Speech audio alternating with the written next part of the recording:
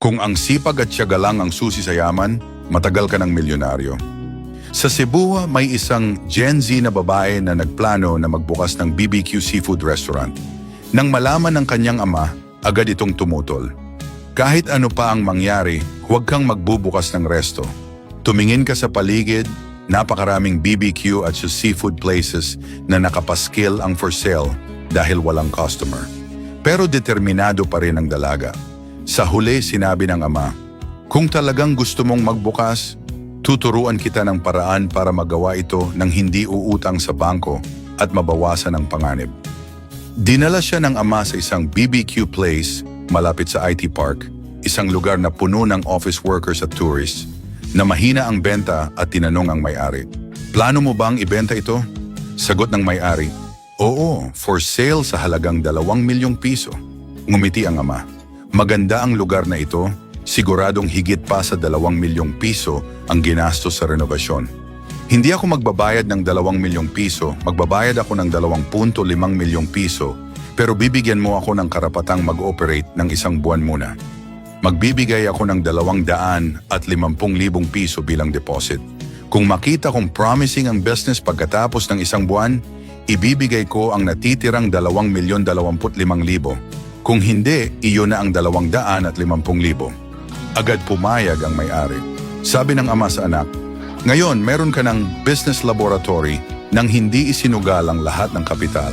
Ang unang hakbang ay i-reposition at gumawa ng kakaiba. Unang diskarte, maglagay ng libreng San Miguel Beer Challenge sa harap ng resto. Kung ilang bote ang makukuha ng customer gamit ang isang kamay, iyon ang libreng beer nila sa araw na yon. Kung abala at hindi makakain agad, pwedeng iwan ang beer sa resto at kunin kapag may oras. Dahil dito, halos walang dumadaan na hindi napapatingin at mabilis kumalat ang challenge sa Facebook at TikTok.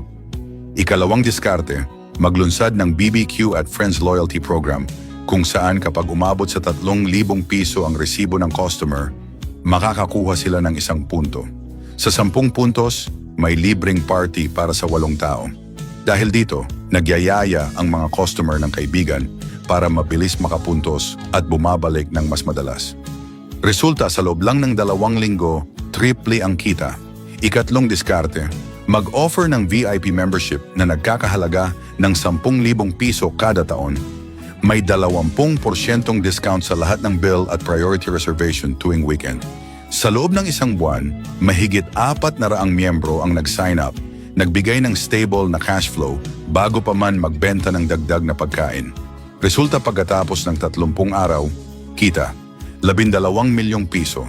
Netong kita, 7.2 milyong piso. Bayad sa dating may-ari, 2.25 milyong piso. Natirang puhunan, 4.9 milyong piso. Sabi ng dalaga, tatay, hindi pala kailangan ng himala para makaalis sa dead end. Sapat na ang tamang strategy.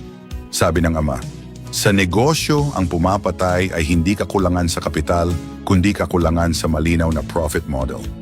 Kapag marunong kang mag-reposition, gumawa ng kakaibang value at bumuo ng loyal customers, ang paglago ay natural na mangyayari. Kung gusto mong matuto ng mas malalim kung paano palaguin ang iyong pera, makawala sa cycle ng paycheck to paycheck, at makabuo ng matatag na financial system para sa sarili mo, basahin mo ang Pagtagumpayan ang Kawalang Pag-asa sa Negosyo. Ituturo ng librong ito ang mga pangunahing prinsipyo ng tamang paghawak ng pera, matalinong pag-iipon at pag-i-invest, pati na rin ang mga simpleng hakbang para gawing asset ang maliit na halaga. Hindi ito teorya lang, kundi mga totoong halimbawa at praktikal na formula na pwedeng gamitin agad ng kahit sino para magsimulang magparami ng pera at lumapit sa financial freedom. Simulan ang pagbabago sa buhay mo ngayon. Huwag hayaang kontrolin ka ng lumang problema sa pera at utang. Basahin ang Pagtagumpayan ang Kawalang Pag-asa sa Negosyo at matutong gawing tunay na yaman ang iyong kinikita.